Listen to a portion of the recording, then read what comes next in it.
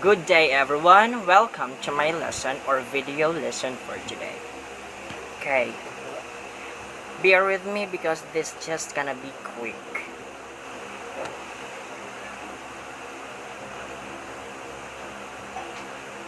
Okay, before we have our topic for today, let's have just a little recap of your previous topic, which is entitled Media and Information Language. Okay, what is language? What is the language that we are using in media or in social media? Okay, how is the media language being configured? And who are the consumers and producers of media? Of course, that is people, or we people are the consumers and the producers of media. And this will be your activity for today. Directions: identify what activities are shown in the poster. Okay, as you can see, there are lots of people doing some activities in the poster. Now, question number 1. What activities are shown in the poster, or what exactly they are doing? Any idea about what they are doing? And what do you think are the cause and effect of each activity? Well, I'm pretty sure that some of you here, or maybe one of you here, are one of those people who are in the picture. Yes. And what do you think is our topic for today? Okay, there you have it. Our topic for today is all about legal, ethical, and societal issues in the media and information literacy. Okay, this law is very important in order for us to do the right thing whenever we are accessing media and information. Okay, Cybercrime Law, Republic Act 10710-5, series number 2796, is an act defining cybercrime, providing for the prevention, investigation, suppression, and imposition of penalties, therefore, and for other purposes. Okay, defining cybercrime. Well, when we say cybercrime, it is a kind of crime or illegal activities that we are doing involving computer. Now we are going to talk the 5 most common issues related to copyright.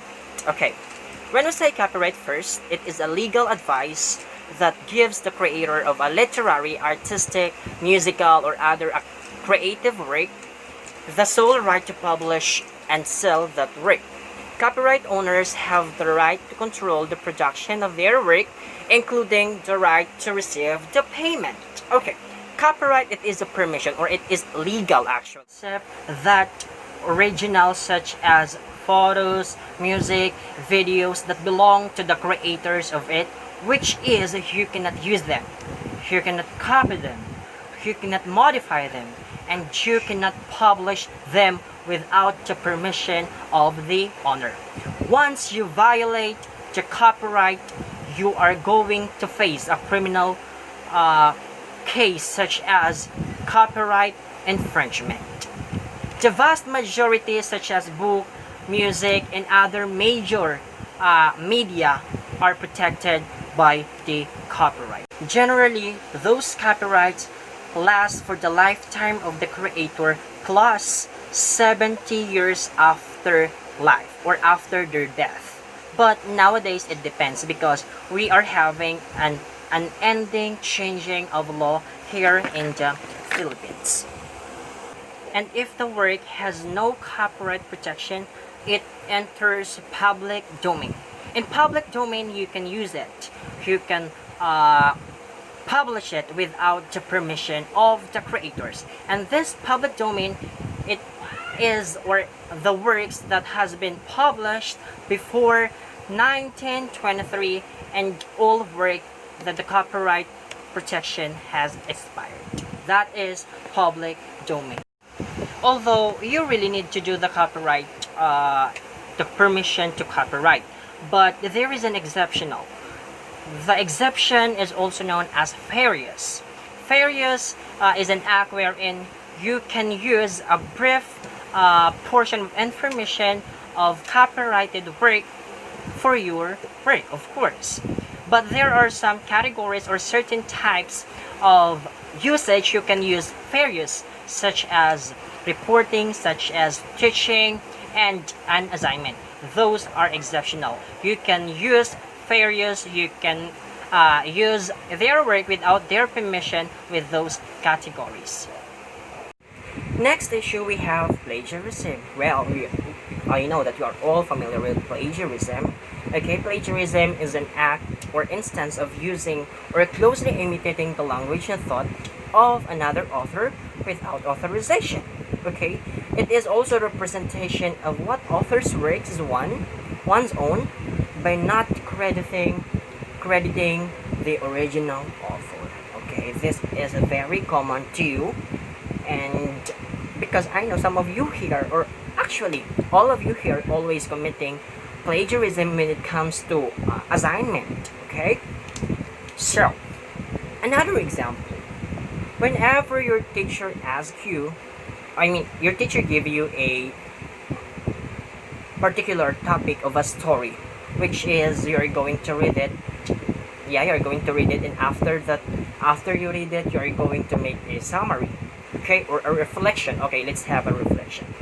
Okay, since that you are kinda lazy and you are knowledgeable in using computer, okay, what you did was you're going to make a research or type in the Google like the summary of the particular story, and then once you click it, there are a lot of summary of that story that you are going to have, and of course you are going to pick the best one.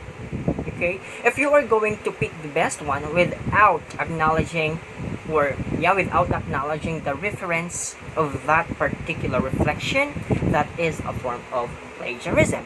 Okay, another one.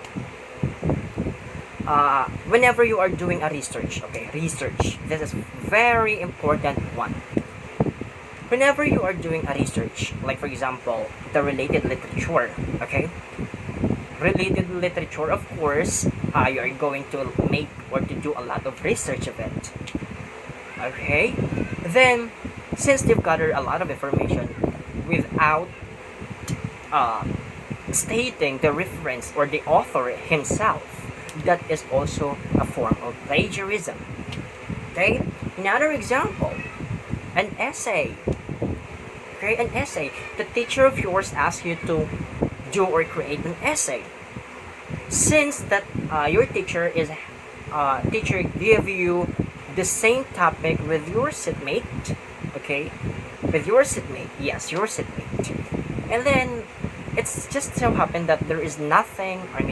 You have no idea at all, What you did is just reading your seatmate's work, okay, and then you copied it, what you read in his work, and then you write it as your work. That is also a form of plagiarism. Now, question: who among you here did not commit plagiarism? Well, you cannot admit, but I'm pretty sure you are guilty somehow. Okay. Next, that's sort with plagiarism. Next issue, we have cybercrime. There you go, cybercrime. Cybercrime, it refers to criminal activities carried out by means of computer or the internet. Okay, cybercrime, it is any form of illegal activities that is involving computer or internet. Okay, cybercrime, like there are a lot of cybercrime actually.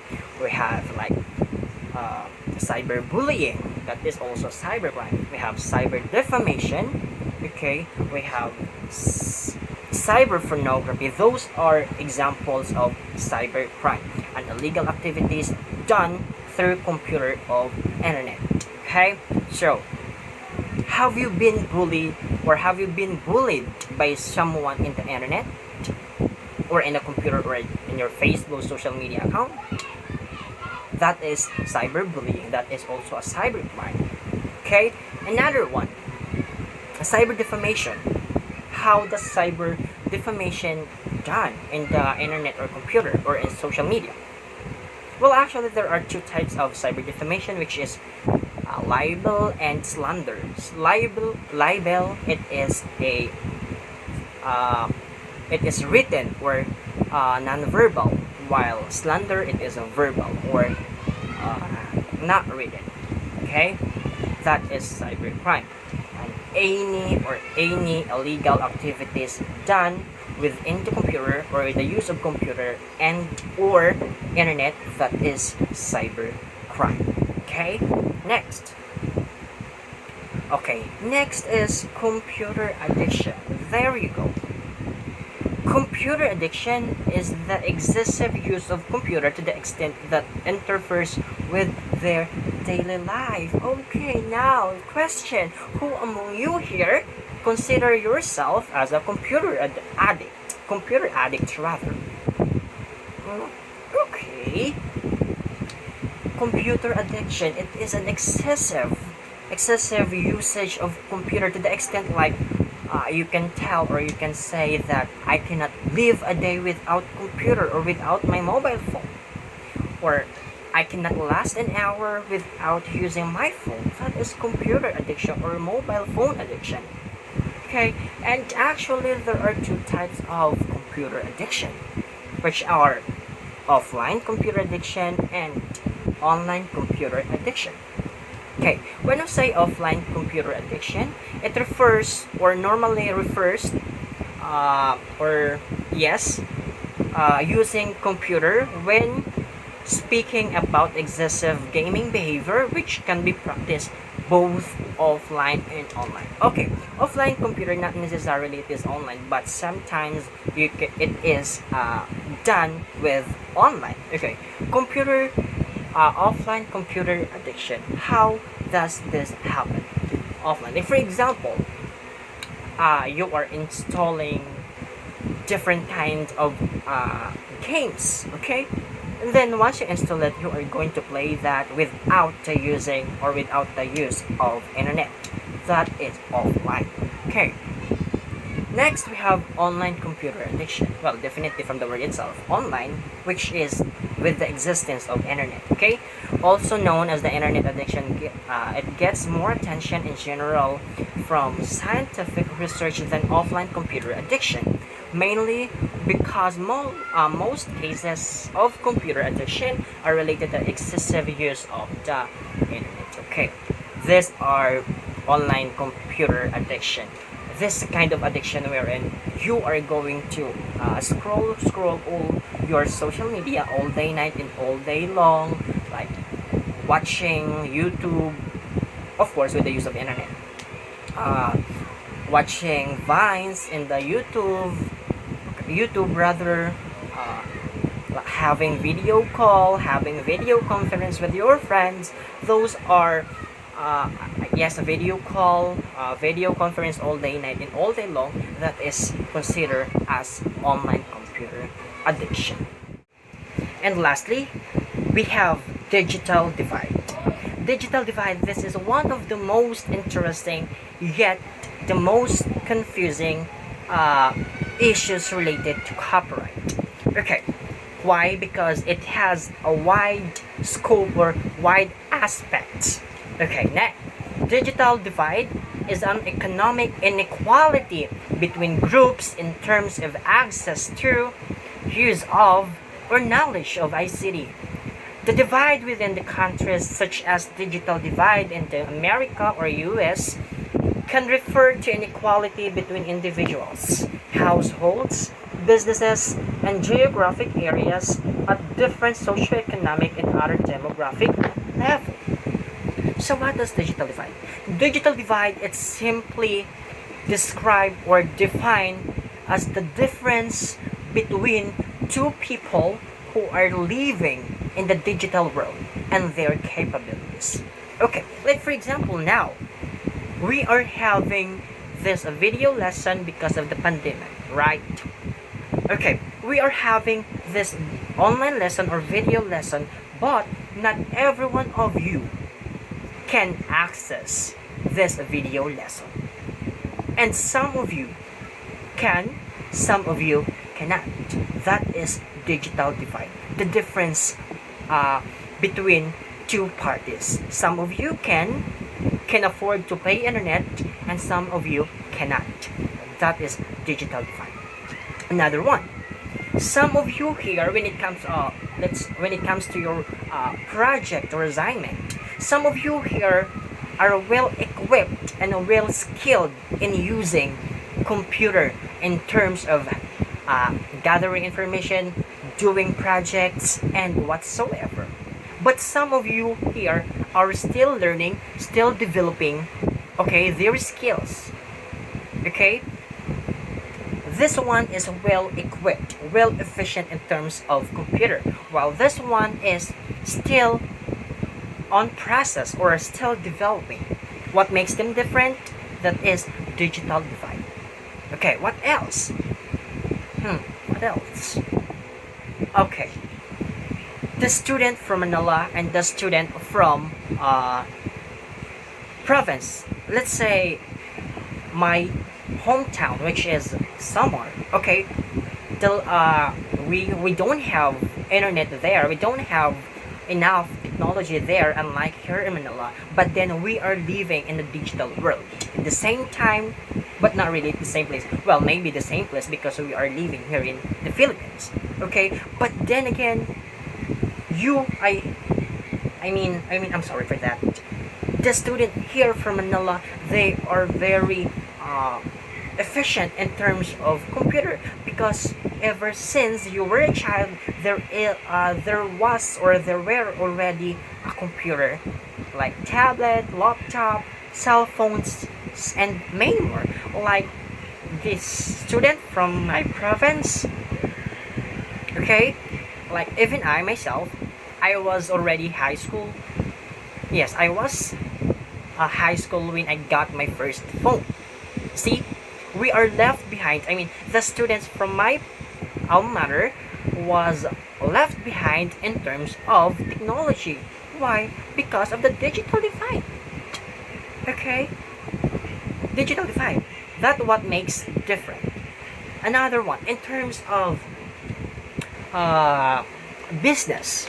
Okay, let's talk about business. Digital divide. We're still talking about digital divide and business aspects, because I told you digital divide has a wide aspect. And business. Okay, why is that there are some businesses that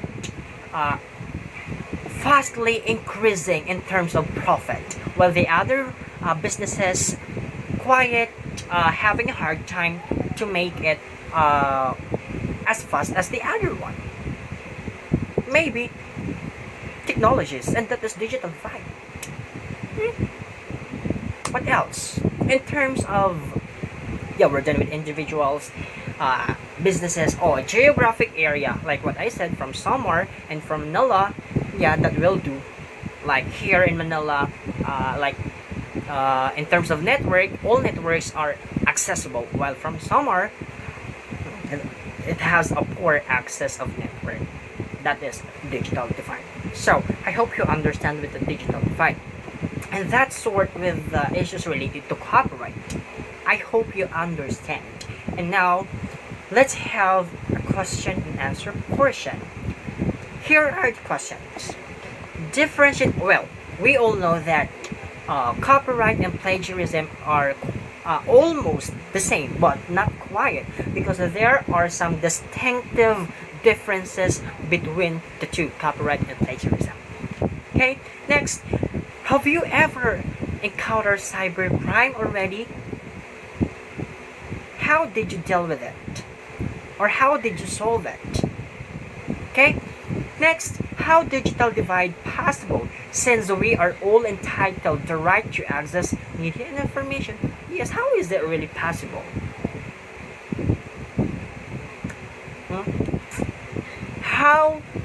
How will you promote ethical use of media and information? Okay, that's over that structure. Now let's have the application. Well, actually, we have two sets of application, one for individual and the other one is for the group mate if it's possible.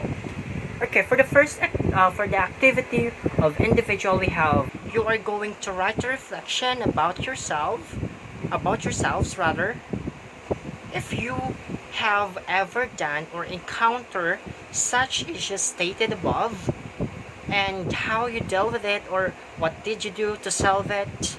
And after you write it, you are going to read it in front of me or in front of your classmates.